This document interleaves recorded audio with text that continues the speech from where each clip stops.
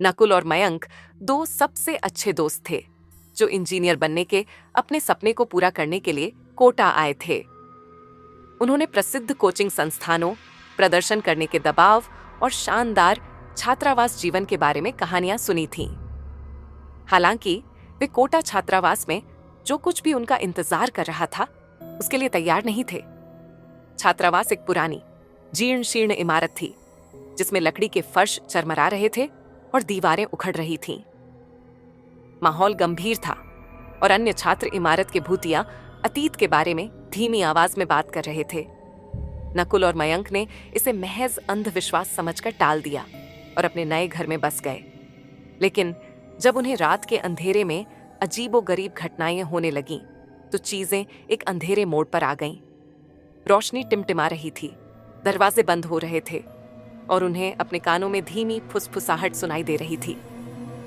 नकुल और मयंक ने इसे अपनी पढ़ाई के तनाव के कारण बताते हुए इसे अनदेखा करने की कोशिश की।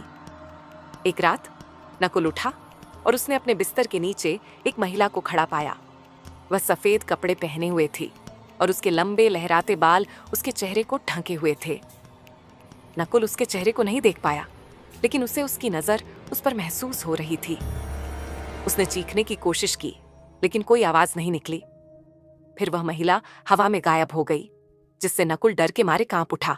पहले तो मयंक को नकुल की बात पर यकीन नहीं हुआ। उसे लगा कि वह सपना देख रहा है। लेकिन जब अगली रात वही महिला उसके कमरे में आई, तो उसे पता चल गया कि कुछ गड़बड़ है। उन्होंने हॉस्टल के इतिहास की खोजबीन शुरू की और पाया कि एक युवती कभी वहां रहती थी और रहस्यमय परिस्थितियों में मर गई थी। उसकी आत्मा अब बदला लेने के लिए हॉस्टल में भटक रही थी। दोनों दोस्त डरे हुए थे, लेकिन अपने सपनों को छोड़ना नहीं चाहते थे। उन्होंने अपनी पढ़ाई जारी रखने की कोशिश की, लेकिन भूत प्रेत का डर और भी बढ़ गया। वे इसे और बर्दाश्त नहीं कर सके और चुड़ैल, भारतीय लोक कथाओं में एक महिला भूत, का सामना करने का फैसला किया। उन्होंने अपनी पूरी हिम्मत जुटाई और चुड़ैल की आत्मा को खुश करने के लिए एक अनुष्ठान किया। उन्होंने उसे जो भी तकलीफ पहुंचाई हो उसके लिए माफी मांगी और वादा किया कि वे उसकी कहानी याद रखेंगे और उसे आगे बढ़ाएंगे। चुड़ैल उनके सामने प्रकट हुई और नकुल और मयंक पहली बार उसका चेहरा देख पाए। वह उदास और खोई हुई लग रही थी और उन्हें उसके लिए सहानुभूति की भावना महसूस हुई। उन्हें आश्चर्य हुआ जब चुड़ैल ने उनसे बात की। उसने उन्हें अपनी कहानी सुनाई कि कैसे उसके प्रेमी ने उसे धोखा दिया और उसने अपनी जान ले ली। वह तब से छात्रावास में फंसी हुई थी और उन लोगों से बदला लेना चाहती थी जो उसे उसके विश्वासघाती की याद दिलाते थे। नकुल और मयंक ने उसे शांति पाने में मदद करने का वादा किया और उसे आश्वासन दिया कि वे सुनिश्चित करेंगे कि उसकी कहानी कभी न भूली जाए। चुड़ैल उनकी दयालुता से प्रभावित हुई और उन्हें वरदान दिया।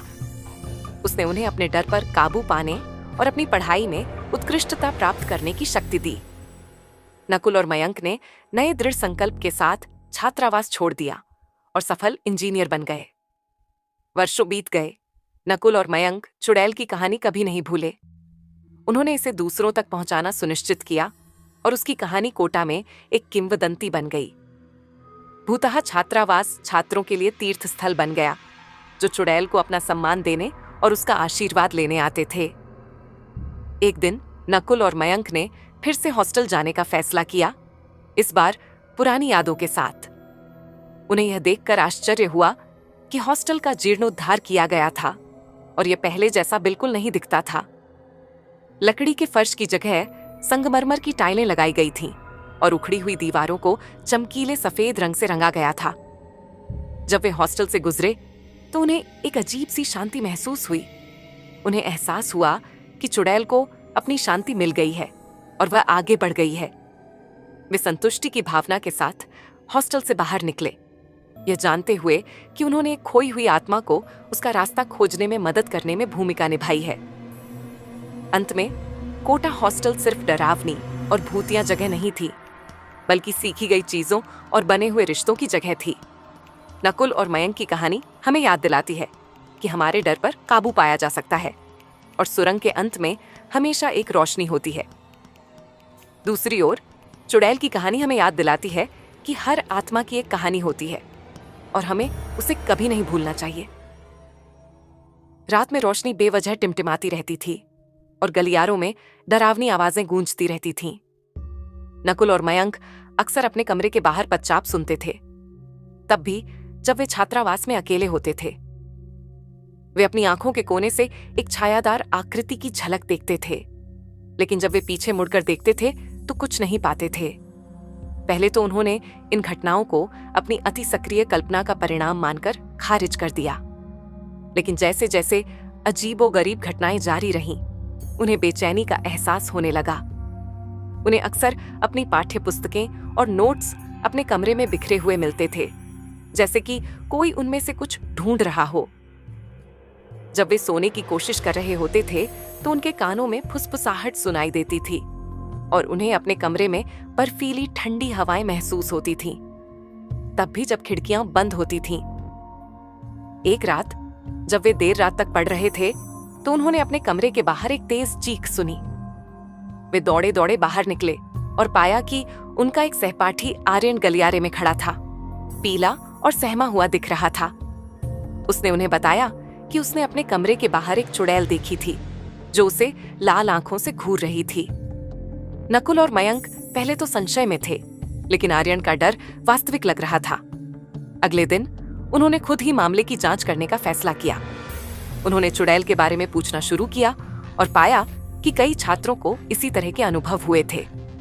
उन्हें यह भी पता चला कि चुड़ैल को एक महिला की आत्मा कहा जाता था जो कई साल पहले छात्रावास में मर गई थी। भूत प्रेत की इस घटना को रोकने के लिए नकुल और मयंक ने छात्रावास के सबसे भूतिया हिस्से तहखाने में रात बिताने का फैसला किया। उन्होंने खुद को टॉर्च और कैमरा फोन से लैस किया और अंधेरे में निकल पड़े। जब वे तहखाने की खोज कर रहे थे तो उन्हें अजीब सी आवाजें सुनाई दी और ऐसा लगा जैसे कोई उन्हें देख रहा है। अचानक उन्हें दूर से एक छायादार आकृति दिखाई दी और वे उसकी ओर दौड़ पड़े। जब वे करीब पहुंचे तो उन्होंने देखा कि यह एक महिला थी जिसने सफेद कपड़े पहने थे और उसके चेहरे पर लंबे बाल थे। नकुल और मयंक डर गए, लेकिन उन्होंने हिम्मत जुटाई और महिला के पास पहुंचे। जब वे करीब पहुंचे तो उन्होंने देखा कि उसके हाथ में एक तस्वीर थी। ये नकुल और मयंक की एक तस्वीर थी जो उनके छात्रावास के कमरे के बाहर ली गई थी। अचानक महिला बोली। उसकी आवाज नरम और कोमल थी। उसने खुद को रिया के रूप में पेश किया, जो एक महिला की आत्मा थी जो कई साल पहले छात्रावास में मर गई थी। उसने नकुल और मयंक को बताया कि वह उन पर नजर रख रही थी, उन्हें छात्रावास में रहने वाली बुरी शक्तियों से बचा रही थी। रिया ने बताया कि वह खुद छात्रावास में एक छात्रा थी और रहस्यमय परिस्थितियों में उसकी मृत्यु हो गई थी। उसकी आत्मा छात्रावास में फंस गई थी, जो आगे बढ़ने में असमर्थ थी। वह छात्रों से संवाद करने, मदद पाने की कोशिश कर रही थी, लेकिन किसी ने उसकी बात पर विश्वास नहीं किया। नकुल और मयंक रिया की कहानी सुनकर चौंक गए, लेकिन उन्हें राहत भी मिली। उन्हें आखिरकार भूत प्रेत का स्रोत मिल गया था और वे रिया को शांति दिलाने में मदद करने के लिए दृढ़ थे। उन्होंने रिया की मौत की जांच शुरू की और पाया कि वह एक भयानक अपराध की शिकार थी। उन्होंने रिया की कहानी अधिकारियों के सामने रखी और न्याय की मांग की।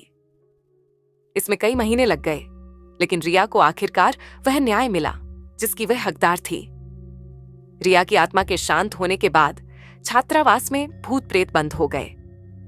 नकुल और मयंक छात्रावास में रहना जारी रखते हैं, लेकिन वे चुड़ैल के साथ अपनी मुठभेड़ को कभी नहीं भूलते। वे अक्सर रिया और उस बहादुर महिला के बारे में सोचते थे जो मौत के बाद भी बनी रही। जब उन्होंने कोटा में बिताए अपने समय को याद किया तो उन्हें एहसास हुआ कि उन्होंने जो डरावनी कहानियां सुनी थीं, वे महज अफवाहें नहीं थीं। ऐसी वास्तविक जीवन की भयावहताएं थीं जो परछाइयों में छिपी हुई थीं, जिन्हें खोजे जाने का इंतजार था। लेकिन उन्होंने यह भी सीखा कि साहस, दृढ़ संकल्प और थोड़े से विश्वास के साथ सबसे भयावहता पर भी काबू पाया जा सकता है।